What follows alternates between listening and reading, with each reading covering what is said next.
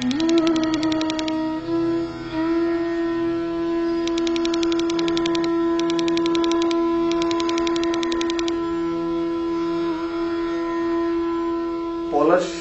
যুদ্ধের আগে মুর্শিদাবাদ শহরে যা যা ঘটেছিল, বাংলা বিহার উড়িষ্যার রাজনীতিতে যা যা ঘটেছিল, আমরা এখন প্রায় সবগুলোরই পুনরাভিনয় দেখছি। যে কথাটা বিশেষভাবে লক্ষ্য করবার সেটা হলো যে 257 বছর আগে মুর্শিদাবাদে এবং বাংলা বিহার উড়িষ্যার রাজনীতির গগনে মাঠে ময়দানে যে পরিস্থিতি, যে সমস্যা, যে অবস্থাটা বিরাজ করছিল, আজকে 257 বছর পরে ঢাকা সহ সারা বাংলাদেশের সর্বত্রই তারই আমরা একটি কালো ছায়া দেখতে পাই সর্বত্র। যে সেই সময়কার রাজনীতিবিদরা দেশের স্বাধীনতা সার্বভৌমত্ব বিরোধী অবস্থান গ্রহণ করেছিল, আজকে আপনি দেখবেন আমাদের রাজনীতিবিদদের মধ্যে বিরাট অংশ বাংলাদেশ বিরোধী অবস্থানে নিজেদেরকে উচ্চকিত করেছে। এরা সরাসরি বাংলাদেশ বিরোধী তৎপরতার সঙ্গে ডাইরেক্টলি অর ইনডাইরেক্টলি যুক্ত। আমাদের পানি সম্পদ মন্ত্রীরা যখন বলে টিপাই মুখ বাদ দিলে বাংলাদেশের কোনো ক্ষতি হবে না, তখন লাভবান হবে, তখন তো আমাকে প্রশ্ন করতে হয় এই লোকটি কোন দেশের মন্ত্রী, তার কণ্ঠের সঙ্গে মীর জাফরের কণ্ঠের পার্থক্য কতটুকু। এরা বাংলাদেশের জনগণের প্রতিনিধিত্বও করে না, বাংলাদেশের জনগণের ভোটে নির্বাচিতও কেউ না।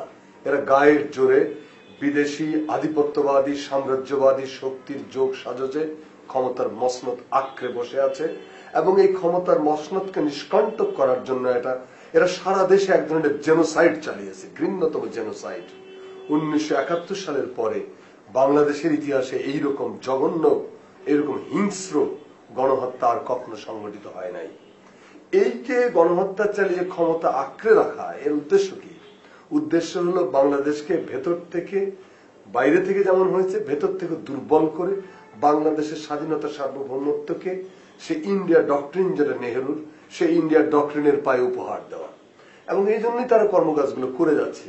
আমাদের বিচার ব্যবস্থা আজকে বিধ্বস্ত, আমাদের শিক্ষাঙ্গন কুরুক্ষেত্র, দেশে মানবাধিকার বলে কোনো কিছু নাই, গণতন্ত্র সম্পূর্ণরূপে ধ্বংস হয়ে গেছে, গণতান্ত্রিক প্রতিষ্ঠানগুলো একটার পর একটা খসে পড়েছে, প্রশাসন বিপর্যস্ত, পুলিশ বিপর্যস্ত, র্যাব নামক যে প্রতিষ্ঠানটি দাঁড় করানো হয়েছিল সেটা এখন একেবারেই গণহত্যাকারী প্রতিষ্ঠান হিসেবে চিহ্নিত হয়ে গেছে। এরকম ভাবে বিডিআর এর মতো যারা আমাদের সীমান্ত পাহারা দিত আধিপত্যবাদী শক্তির মোকাবেলায়, সে বিডিআরকে ধ্বংস করা হয়েছে।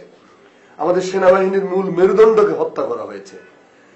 জেনোসাইড চালিয়ে পিলখানায় যে অপকর্মটা করা হয়েছিল সেটা তো একেবারেই পলাশীর আগের অবস্থা। এরকম ভাবে একটার পর একটা বিষয় যদি আমরা দেখি, তাহলে দেখব যে বাংলাদেশকে আরেকটি পলাশীর দিকে ঠেলে নিয়ে যাওয়ার জন্য সমস্ত চক্রান্ত সম্পন্ন হয়েছে।